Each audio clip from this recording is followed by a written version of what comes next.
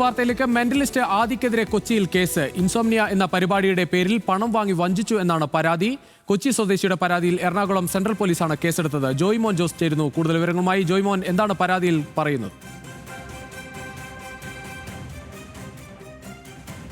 രുചീഷ്, ഇതുപോലെ തന്നെ മെന്റലിസ്റ്റ് ആദ്യം അതുപോലെ തന്നെ മറ്റ് 3 പേർക്കെതിരെയുമാണ് ഇപ്പോൾ കൊച്ചി സ്വദേശി പരാതി നൽകിയിരിക്കുന്നത്. അതായത് ഇൻസോംനിയ എന്ന പരിപാടിയുടെ പേരിൽ വഞ്ചിച്ചു പണം തട്ടിയെന്നാണ് ഈ പരാതിയിൽ അല്ലെങ്കിൽ സെൻട്രൽ പോലീസ് കേസെടുത്ത എഫ്ഐആറിൽ പറയുന്നത്. അതായത് ഈ പരാതി മെന്റലിസ്റ്റ് ആദ്യ പരാതിക്കാരിൽ നിന്ന് 2 ഘട്ടമായിട്ട്, അതായത് ഇൻസോംനിയ എന്ന പരിപാടിയിൽ നിക്ഷേപിച്ചു കഴിഞ്ഞാൽ ആ നിക്ഷേപത്തിന്റെ ലാഭവിഹിതവും 1/3% അതുപോലെ തന്നെ നിക്ഷേപവും ഉൾപ്പെടെ തിരികെ നൽകാമെന്ന് വഞ്ചിച്ചായിരുന്നു.